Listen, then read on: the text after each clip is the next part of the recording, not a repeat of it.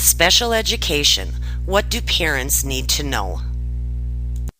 This short overview of special education was created to help parents of children with disabilities understand what special education is, how a child might become eligible for special education, how to resolve disagreements, and what role parents play.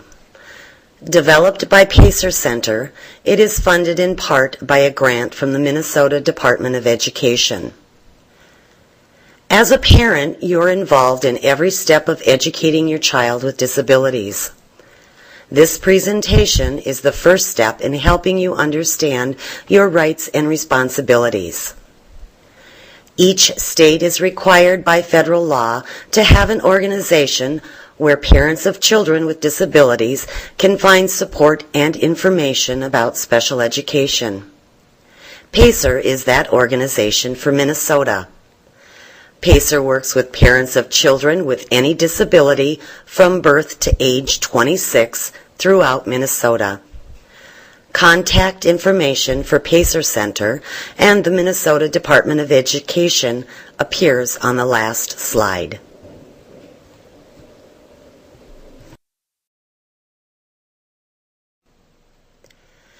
Pacer has been Minnesota's parent training and information center since 1978. When Pacer was established, it began with one project, Parents Helping Parents.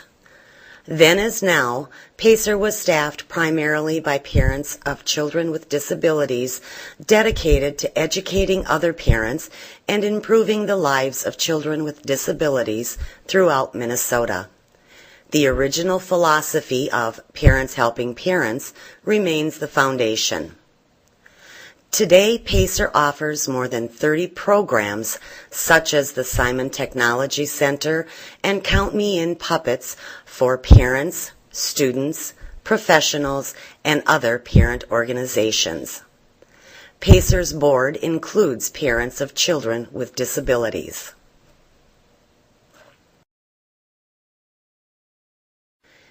In 1975, Congress passed a law known as the Individuals with Disabilities Education Act, IDEA. This law says that all children with disabilities have the right to go to public schools. It also says that they have a right to an appropriate education. This requirement for a free, appropriate public education is often referred to as FAPE. You'll hear more about it later in this presentation. Almost 7 million children with disabilities in the United States receive services under IDEA. These services are called special education and related services. Children receive special education services for many kinds of disabilities.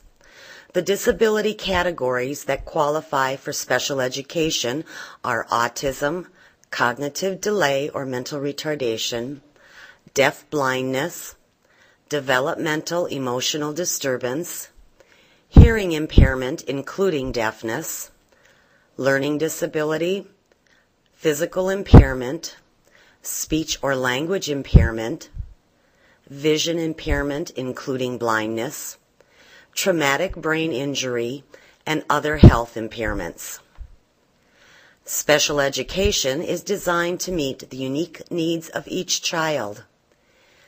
Even children in the same disability category may receive different services in different locations from different types of teachers or therapists. These uniquely designed services give each child the same opportunity as all children to receive instruction and to learn. Parents do not pay for these services.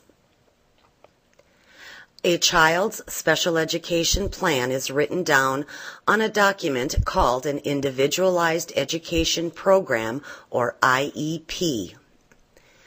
Each child who receives special education has an IEP. The services are planned so that the child can make meaningful educational progress. The school district is required to provide the services that are written into an IEP. Special education is a set of services a child may need if he or she has a disability. It is not a place, and it does not mean that a child cannot learn or is not intelligent.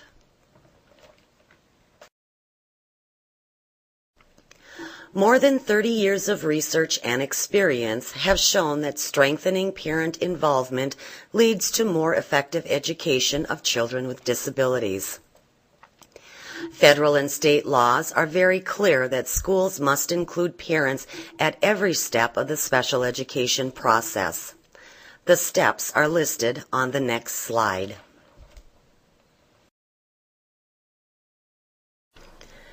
As a parent, you are involved at every step of the special education process. The steps include identification that your child may have a disability, evaluation to see if your child has a disability and is eligible for special education services, placement in an appropriate special education program for eligible children, and the provision of a free, appropriate public education, FAPE, for your eligible child. How are you eligible? In addition to the examples on the slide above, you also have the right to invite others to team meetings, have someone explain your child's evaluation report, and receive meeting and all other legal notices. The term team always includes you. Student participation is very important too. Adults need to listen to their students and what they want out of life. When a student is in the 9th grade or earlier, if the team determines it's indicated, they must be invited to the IEP Team Meetings. Ultimately, it is your decision as a parent as to whether or not they attend, but they must be invited.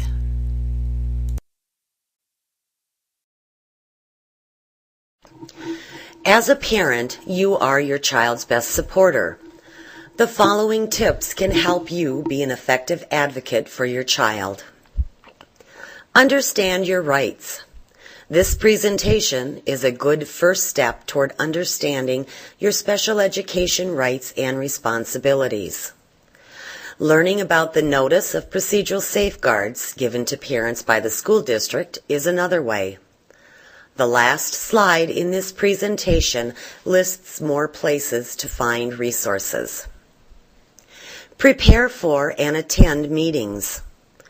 To prepare for an IEP team meeting, find out who is invited and know the purpose of the meeting. Many school districts provide a written meeting notice. Before the meeting, read your child's current education records to be sure that you are familiar with what services your child is receiving. Meetings must be scheduled at a mutually agreeable time so you may attend. Understand and ask questions. Listen to others. Ask any questions you have and communicate your concerns and ideas. Listen. Listening gives you information you will need. Listen to see if the speaker is sharing opinions or facts. A fact will have data or records to back up what is said. Decisions should be based on facts. Whether you agree or not, try to listen what others are saying. Make sure you understand what the other person is saying. You might say, "I think I heard you say, is that correct?" Or, "Tell me more so I'm sure I understand your view." Or, "Please explain that to me in another way so I'm sure to understand." Speak.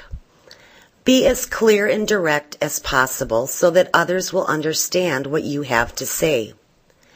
Give specific examples if you can.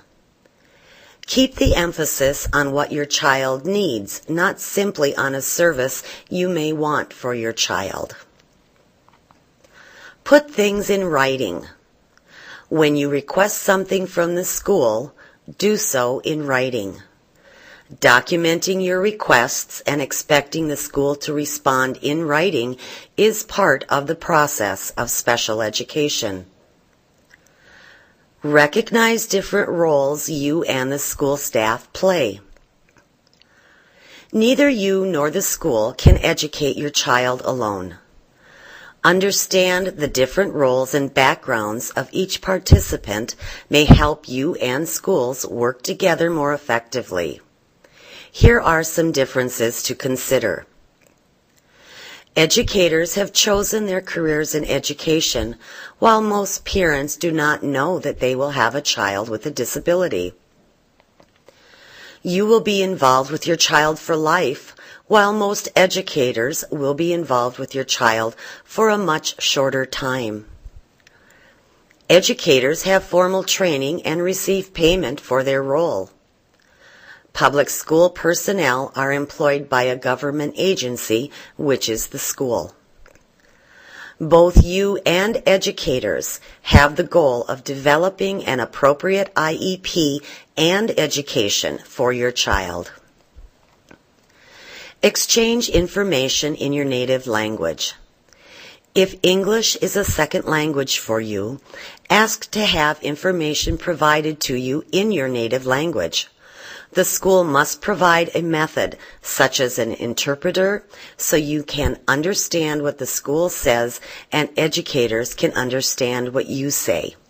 This service may be necessary for meetings and phone contacts.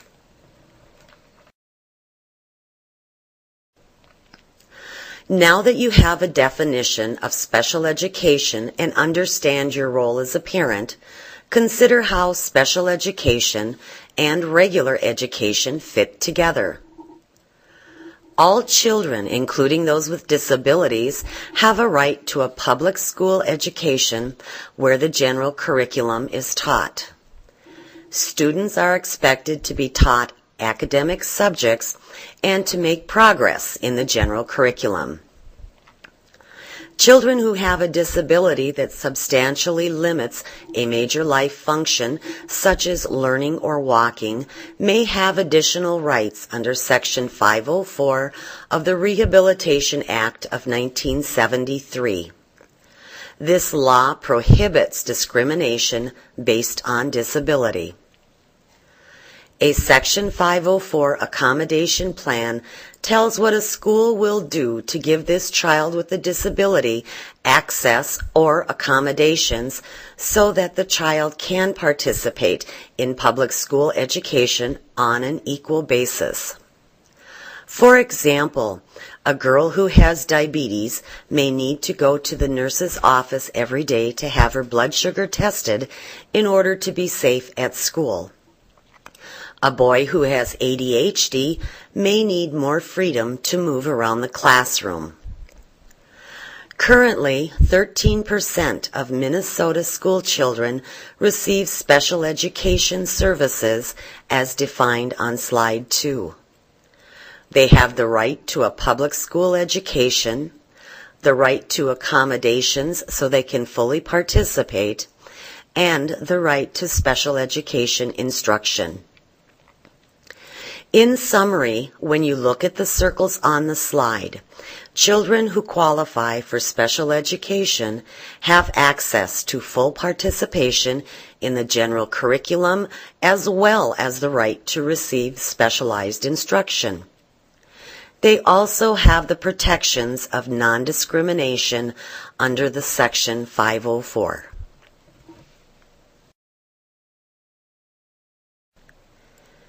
If the special education process seems complicated, the analogy of building a house may be helpful. Just as a house starts with its foundation or basement and ends with the roof, the building of a special education program has a logical order. Special education evaluation is the foundation that identifies the child's educational needs, which form the framework for the services to meet those needs, like the first floor of a house supports the second. Placement, or special education and related services in the most typical environment appropriate, caps off the process, like the roof caps off a house. Your child can receive the free, appropriate public education to which he or she has a right when the school follows this logical progression.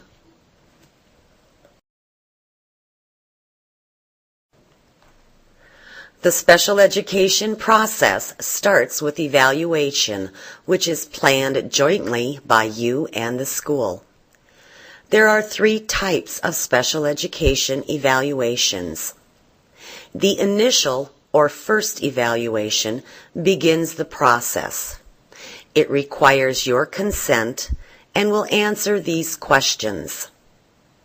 Does your child have a disability? Does your child have a disability that would make him or her eligible for special education? How does the disability affect your child's education? And what are your child's educational needs?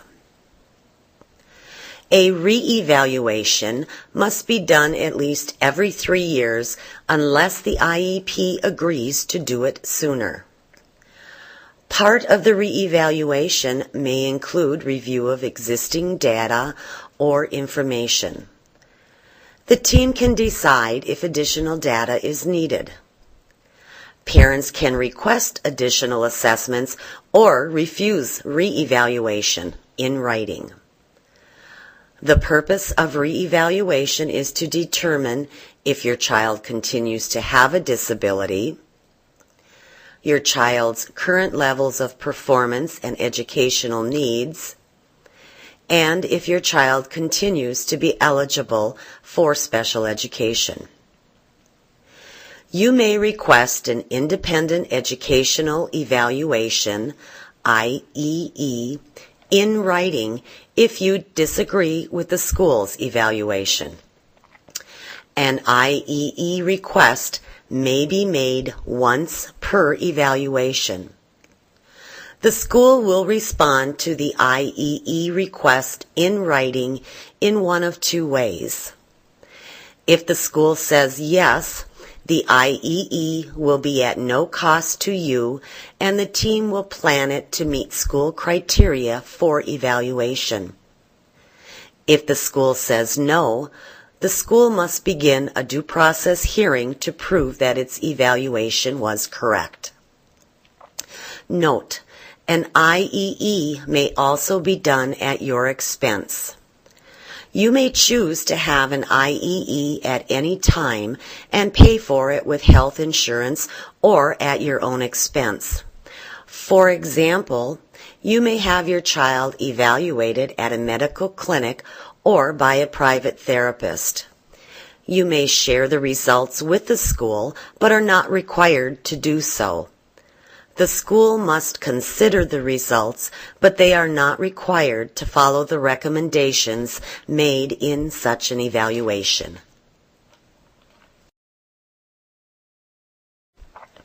An appropriate evaluation will assess all areas of your child's suspected disability, not only intelligence.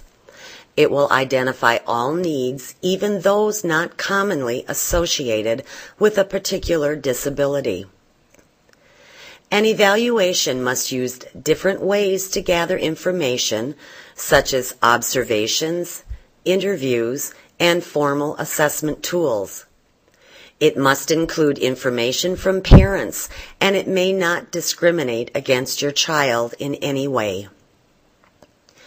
The evaluation must be done in your child's native language or mode of communication unless it is clearly not possible to do so. The purpose of evaluation is to gather accurate and complete information about your child. This cannot happen if communication is not clear. If your child uses a language in addition to English, PACER recommends that the school have an interpreter available.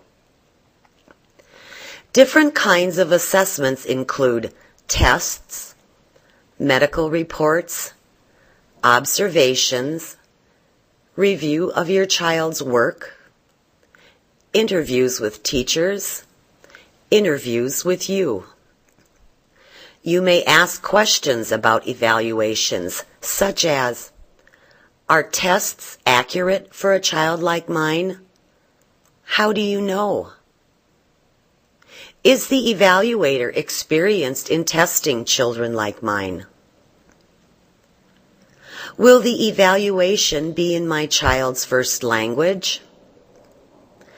When will I see the results of any assessments?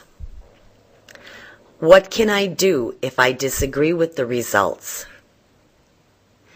If the evaluation determines that your child is eligible for special education, an IEP will be developed.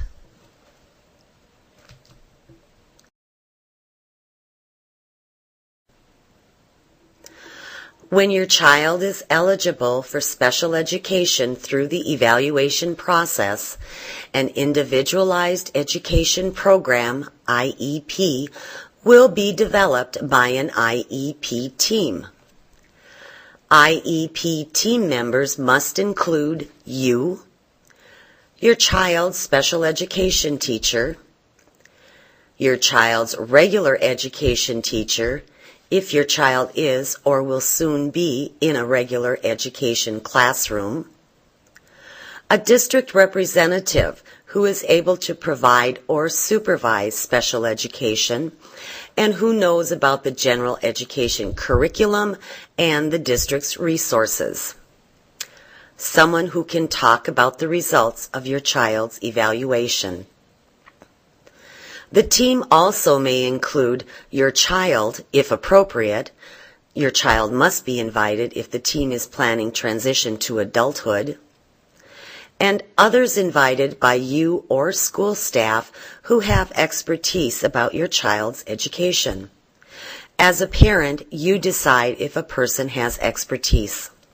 For example, you may think that a grandparent or neighbor has valuable information to share. Some team members may provide written reports instead of attending in person.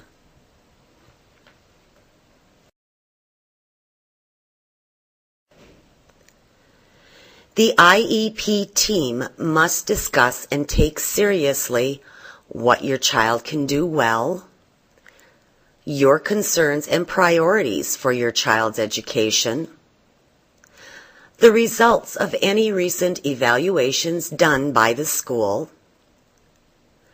your child's academic, social, behavioral, and functional needs, such as the ability to get dressed or eat independently, and the school services that your child needs in order to make meaningful educational progress.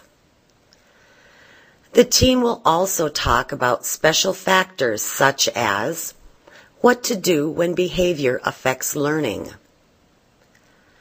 language and communication needs related to English skills such as English language learners, Braille for children who are blind or visually impaired, communication needs, language and communication needs, such as for children who are deaf or hard of hearing, and any need for assistive technology devices or services. After this discussion, you and the other team members will discuss and write your child's IEP.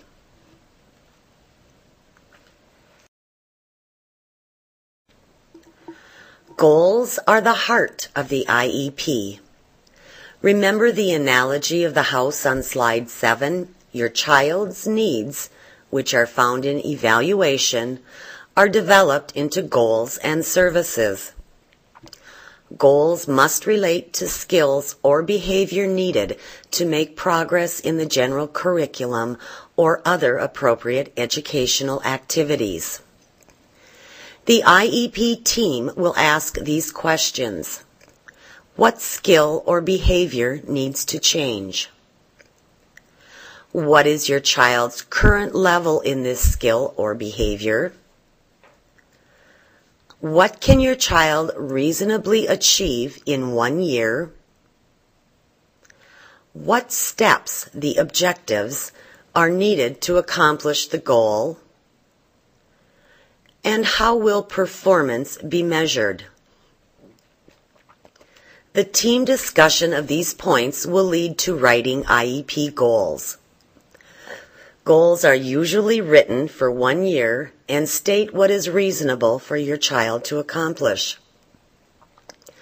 Goals include 4 elements: direction of change, identification of the skill or behavior to be taught, the present level of performance, and the expected ending level.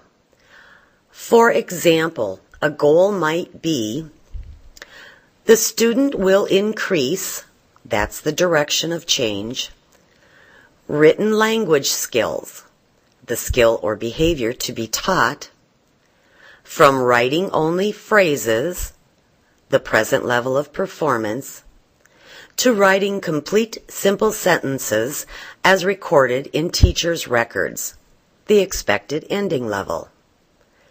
In Minnesota, each goal will have at least 2 objectives or steps to achieve the goal. For example, a step for the goal above might be: the student will use correct punctuation in simple sentences 80% of the time.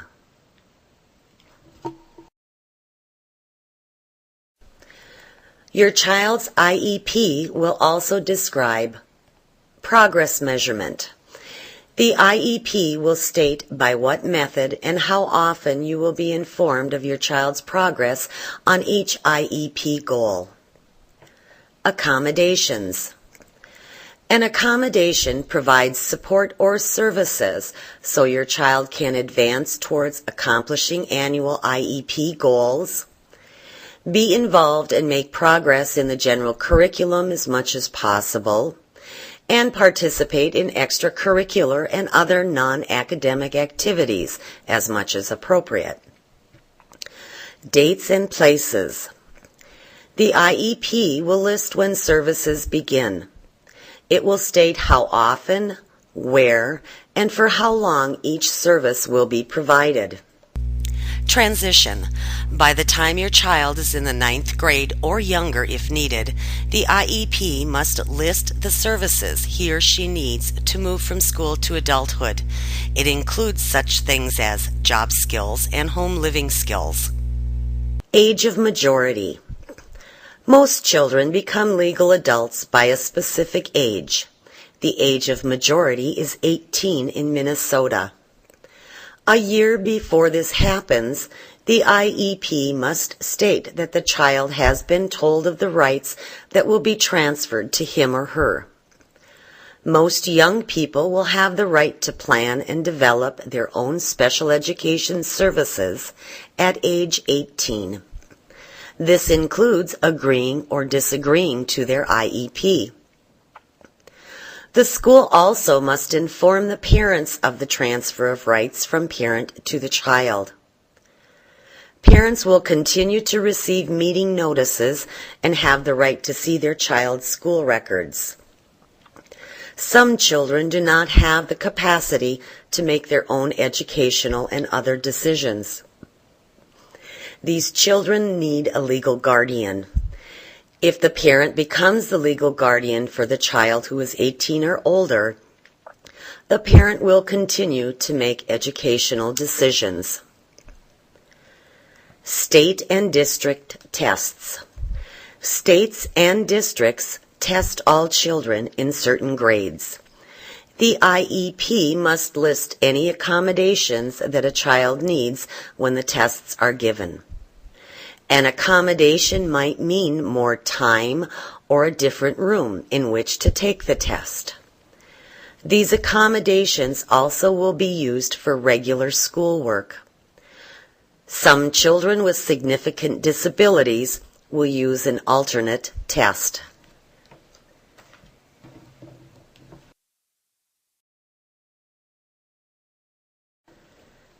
Special education is a program or a set of services a child needs. It is not a place. Placement is where special education and related services are provided for a child. The IEP team will talk about placement at the IEP meeting. You must be invited to any meeting where your child's IEP or placement is discussed. The placement process has 2 steps. First, the team determines the IEP goals and services. Then it discusses placement, or where those services will be provided. Remember the analogy of the house on slide 7? The roof, or placement, comes last in IEP planning. Your child will receive services in the least restrictive environment, LRE, which means the most typical setting possible given your child's needs.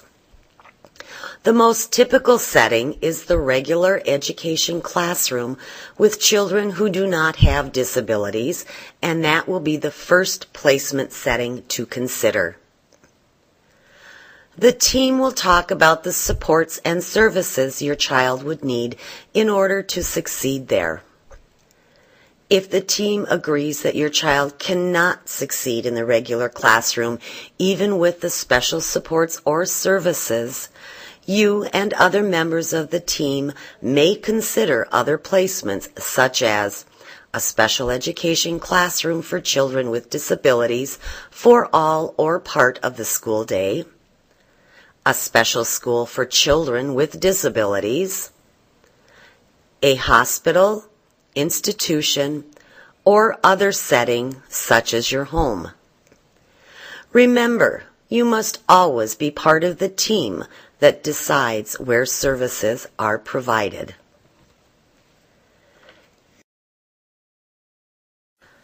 When the IEP team finishes developing the IEP, 2 forms will be given to you with a copy of the new IEP. The school will ask you to sign a parent consent objection form. Parents, guardians, surrogate parents, and students 18 or older who have had rights transferred to them are the only people who can legally sign this form. The school also must give you a prior written notice form that explains what the school proposes to do or refuses to do. If you agree that the services on the IEP should be provided to your child, check the Yes box on the consent objection form and sign and return the form to the school. If you disagree with the proposed IEP, check the No box and sign and return the form to begin the resolution process. Disagreement must be in writing. The school will contact you to begin the process to resolve your disagreements. Your child's current IEP will stay in place until a new IEP is agreed upon. PACER recommends that you read the proposed IEP at home and take time to understand it before you say yes or no. For your child's first IEP, services cannot begin until you agree to the proposed program in writing.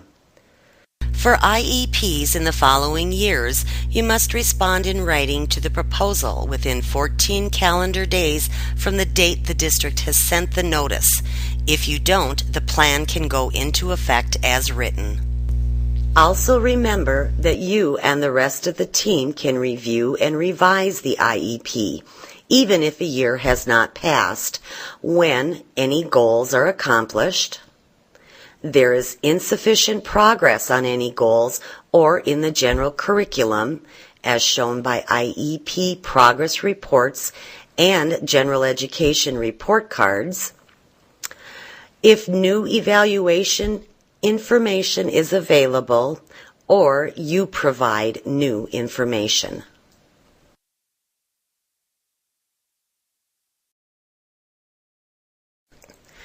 As a parent, you may agree or disagree with your child's IEP, evaluation results, or placement decisions.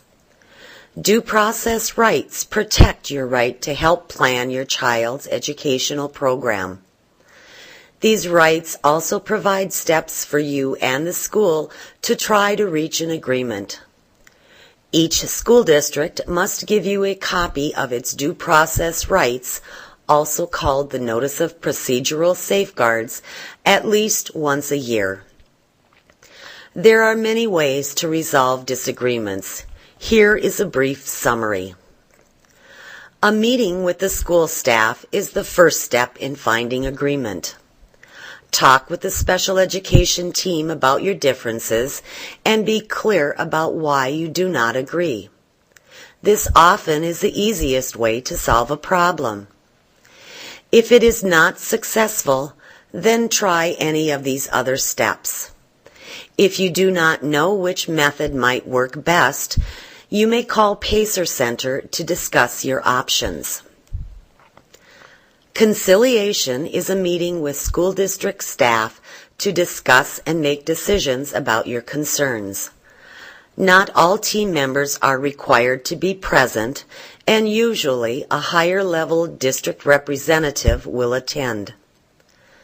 Schools must provide conciliation when you request it and say you disagree with the identification, evaluation, educational placement, or the provision of FAPE for your child.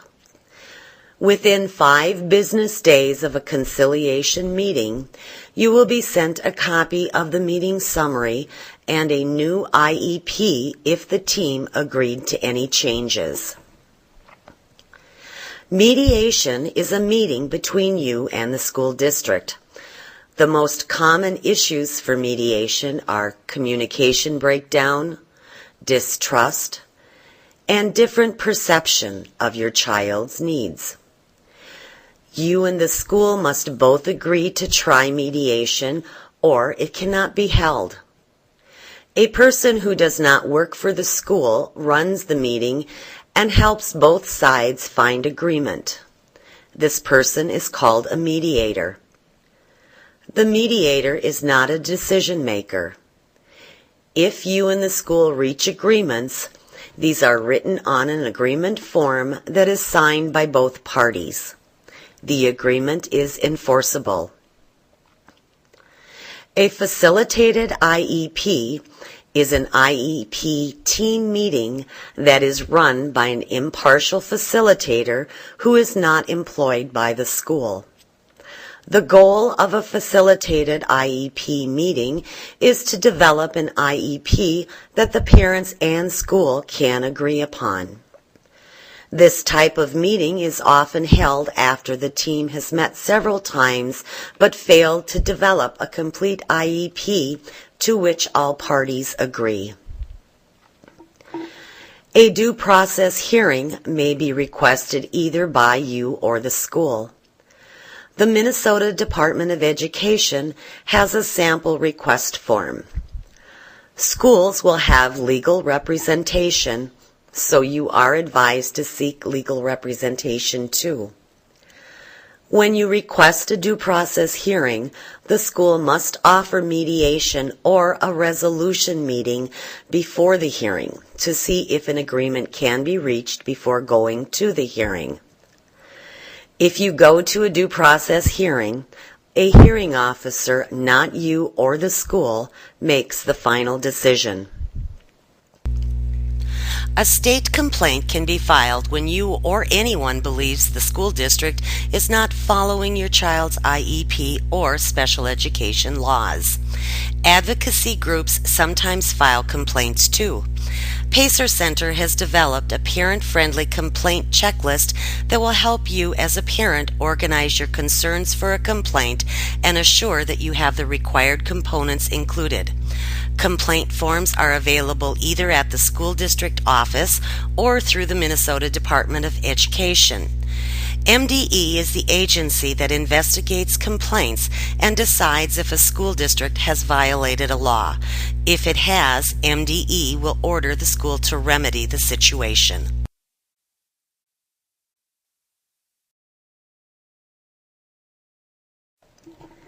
PACER Center is Minnesota's Parent Training and Information Center.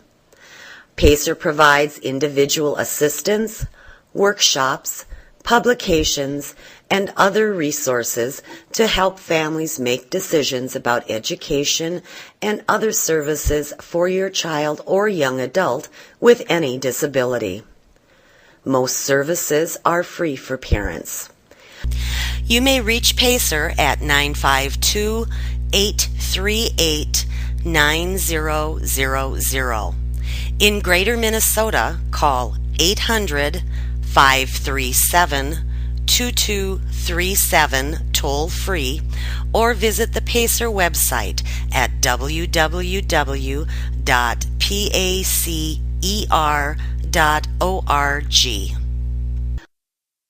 The Minnesota Department of Education supervises the provision of education in Minnesota. It follows the federal law, IDEA, as well as Minnesota statutes and rules. Its report card website gives information about individual school districts. The U.S. Department of Education supervises the provision of special education as called for in IDEA. Thank you for listening to our presentation on special education, What Do I Need to Know? If you have further questions, please contact PACER Center.